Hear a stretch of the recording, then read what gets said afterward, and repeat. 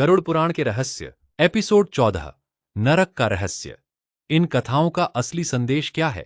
क्या सच में मृत्यु के बाद मनुष्य को उसके कर्मों के अनुसार नरक का सामना करना पड़ता है? गरुड़ पुराण में नरक के इतने अलग अलग वर्णन क्यों मिलते हैं? क्या इनका उद्देश्य इंसान को डराना है, या फिर इनके पीछे छिपा है एक ऐसा संदेश जो हमें जीवन रहते अपनी गलतियां सुधारने की प्रेरणा देता है? और सबसे बड़ा सवाल, अगर मनुष्य ने गलत कर्म किए हों तो क्या जीवन रहते अपने मार्ग को बदला जा सकता है? आज की कथा में हम इसी रहस्य को समझेंगे। यह कथा धार्मिक परंपराओं और आध्यात्मिक मान्यताओं के संदर्भ में है। अलग अलग हिंदू परंपराओं में नरक और कर्मफल की व्याख्या अलग हो सकती है। नमस्कार भक्तों, स्वागत है आपका भक्ति धुन विद प्रीति में। तो चलिए आगे बढ़ते हैं। गरुड़ पुराण के रहस्य, एपिसोड 14। गरुड़ का प्रश्न। गरुड़ ने भगवान विष्णु से पूछा, प्रभु, आपने मुझे मृत्यु के बाद आत्मा की यात्रा के बारे में बताया, पितृलोक और देवलोक की धार्मिक अवधारणाओं के बारे में बताया, लेकिन संसार में एक शब्द ऐसा है जिसे सुनकर मनुष्य भयभीत हो जाता है, नरक। नरक का वास्तविक अर्थ क्या है? भगवान विष्णु ने कहा, गरुड़, नरक की कथाओं को केवल भय की दृष्टि से समझना उचित नहीं। इन कथाओं में मनुष्य को उसके कर्मों के परिणाम के प्रति सावधान करने का संदेश भी देखा जा सकता है। एक नगर में रहने वाला नरेश, भगवान ने गरुड़ को एक कथा सुनाई। एक नगर में नरेश नाम का व्यक्ति रहता था।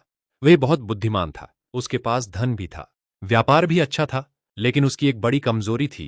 वह अपने लाभ के लिए किसी भी सीमा तक जाने को तैयार रहता था। उसे लगता था जीवन में वही सफल है जो दूसरों से आगे निकल जाए। धीरे धीरे उसका धन बढ़ता गया, लेकिन उसके भीतर करुणा कम होती गई। पहली गलती। एक दिन उसके पास एक गरीब व्यापारी आया। उसने कहा, मुझे थोड़े समय के लिए धन की आवश्यकता है, व्यापार ठीक होते ही लौटा दूंगा। नरेश ने उसे धन दिया, लेकिन बहुत अधिक ब्याज की शर्त रख दी। व्यापारी ने मजबूरी में स्वीकार कर लिया। समय पर वह पूरा धन नहीं चुका पाया। नरेश ने उसकी दुकान अपने अधिकार में ले ली। व्यापारी का परिवार परेशान हो गया, लेकिन नरेश ने कहा, व्यापार में भावना नहीं, केवल हिसाब देखा जाता है। दूसरी गलती। कुछ समय बाद नरेश ने अपने एक कर्मचारी को गलत काम करने के लिए मजबूर किया। कर्मचारी ने कहा, सेठ जी, ये सही नहीं है। नरेश ने जवाब दिया, अगर नौकरी चाहिए तो मेरी बात माननी होगी। कर्मचारी चुप हो गया। नरेश को लगा कि उसने फिर अपना काम निकाल लिया, लेकिन धीरे धीरे उसके कर्मचारी उससे डरने लगे। तीसरी गलती। नरेश के पास बहुत धन था, लेकिन उसे हमेशा लगता और चाहिए, वह जितना कमाता उतना ही अधिक चाहता। एक दिन उसके पुराने मित्र ने कहा, तुम्हारे पास जरूरत से कहीं अधिक है। नरेश हंसा, धन कभी ज्यादा नहीं होता। मित्र ने पूछा, और संतोष? नरेश ने कोई उत्तर नहीं दिया। एक रात नरेश अपने महल में बैठा था। उसने अपने धन का हिसाब देखा, लेकिन अचानक उसे अपने पुराने कर्मचारी की बात याद आई। उसे गरीब व्यापारी का चेहरा याद आया। उसे अपने मित्र की बात याद आई। और संतोष? उसने सिर झटक दिया। ये सब भावुक बातें हैं। वह सो गया। जीवन का अंतिम समय। समय किसी के लिए नहीं रुकता।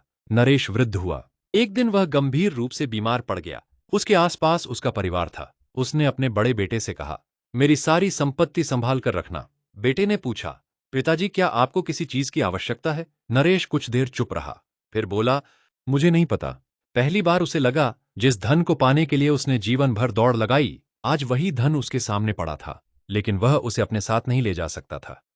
गरुड़ का प्रश्न। गरुड़ ने पूछा, प्रभु, क्या यही नरक है? भगवान विष्णु बोले, गरुड़, मृत्यु के बाद की धार्मिक अवधारणाओं को केवल इस एक घटना से नहीं समझा जा सकता। नरक की कथाओं में अलग अलग कर्मों के परिणामों के प्रतीकात्मक और धार्मिक वर्णन मिलते हैं, लेकिन नरेश की कहानी हमें अभी से एक प्रश्न पूछने को कहती है, क्या गलत कर्मों के परिणाम से पहले ही मनुष्य अपने जीवन को बदल सकता है? कर्म का न्याय। भगवान बोले, मनुष्य संसार में न्याय से बच सकता है। कभी उसका झूठ पकड़ में नहीं आता, कभी उसका छल किसी को दिखाई नहीं देता, कभी वह अपने धन या शक्ति के कारण जिम्मेदारी से बच जाता है, लेकिन उसके कर्म उसके चरित्र पर प्रभाव डालते हैं। और यही कारण है कि धर्म मनुष्य को चेतावनी देता है, गलत काम केवल इसलिए सही नहीं हो जाता क्योंकि कोई उसे देख नहीं रहा। नरक की कथाओं का संदेश। गरुड़ ने पूछा, तो क्या नरक की कथाएं मनुष्य को डराने के लिए हैं? भगवान विष्णु बोले, डर यदि मनुष्य को थोड़ी देर के लिए रोक दे तो वह पहला कदम हो सकता है, लेकिन धर्म का उद्देश्य केवल भय पैदा करना नहीं, वास्तविक उद्देश्य है मनुष्य अपने कर्मों को समझे, गलत रास्ते से लौटे और धर्मपूर्ण जीवन चुने। नरेश का पश्चाताप। नरेश को अपनी जिंदगी याद आने लगी। उसे उन लोगों के चेहरे दिखाई देने लगे जिनके साथ उसने अन्याय किया था। उसने अपने बेटे से कहा, मेरे जाने के बाद मेरी संपत्ति का कुछ हिस्सा उन लोगों को लौटाना जिनके साथ मैंने अन्याय किया। बेटे ने पूछा, पिताजी आप ऐसा क्यों कह रहे हैं? नरेश ने कहा, क्योंकि मुझे बहुत देर से समझ आया कि धन बढ़ाना आसान था, लेकिन किसी का विश्वास वापस पाना बहुत कठिन। क्या पश्चाताप पर्याप्त है? गरुड़ ने पूछा, प्रभु, यदि कोई व्यक्ति जीवन के अंत में पश्चाताप करे तो? भगवान बोले, सच्चा पश्चाताप मनुष्य को भीतर से बदलता है, लेकिन यदि सुधार का अवसर अभी है तो उसे कल पर नहीं छोड़ना चाहिए। जहां संभव हो नुकसान की भरपाई करनी चाहिए, जिससे गलती हुई उससे क्षमा मांगनी चाहिए और आगे वही गलती न दोहराने का प्रयास करना चाहिए। एक छोटा सा परिवर्तन। नरेश ने अपने जीवन के अंतिम दिनों में अपने परिवार को बुलाया। उसने कहा, मेरी सबसे बड़ी गलती यह थी कि मैंने सफलता को केवल धन समझा। तुम लोग धन कमाना, लेकिन किसी की मजबूरी का फायदा मत उठाना। व्यापार करना, लेकिन विश्वास मत बेचना। सफल होना, लेकिन किसी कमजोर को दबाकर नहीं। उसके बेटे ने पहली बार अपने पिता को इतना बदलते देखा। भगवान विष्णु की गहरी शिक्षा। भगवान विष्णु ने गरुड़ से कहा, गरुड़, नरक की धार्मिक कथाओं को मनुष्य के लिए एक चेतावनी की तरह भी समझा जा सकता है। क्रूरता से बचो, छल से बचो, अन्याय से बचो, लोभ को अपने ऊपर शासन मत करने दो और अपने कर्मों को यह सोचकर सही मत ठहराओ कि सब ऐसा ही करते हैं। सबसे बड़ा नरक क्या है? गरुड़ ने पूछा, प्रभु, क्या मनुष्य के लिए सबसे बड़ा नरक कोई विशेष स्थान है? भगवान बोले, गरुड़, धार्मिक ग्रंथों में विभिन्न लोकों और नरक के अनेक वर्णन मिलते हैं, लेकिन मनुष्य अपने जीवन में भी एक प्रकार का मानसिक नरक बना सकता है।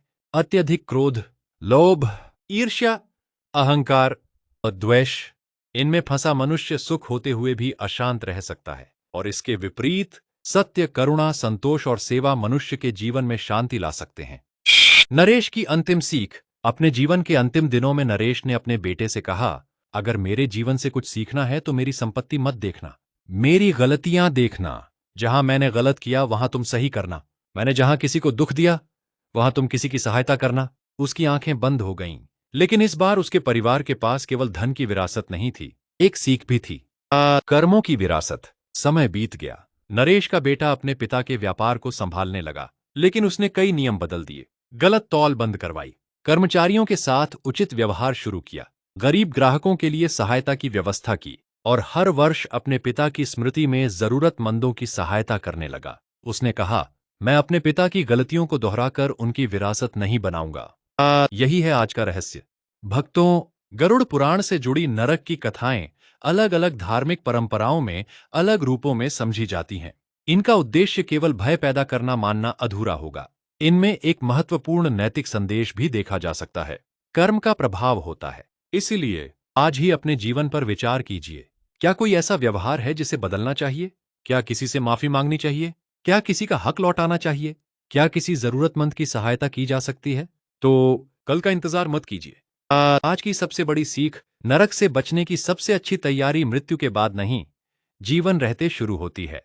सत्य बोलिए, न्याय कीजिए, करुणा रखिए, लालच को नियंत्रित कीजिए, किसी की मजबूरी का फायदा मत उठाइए और गलती होने पर वापस सही रास्ते पर आने का साहस रखिए, क्योंकि ईश्वर से डरने से ज्यादा जरूरी है अपने कर्मों के प्रति जागरूक होना।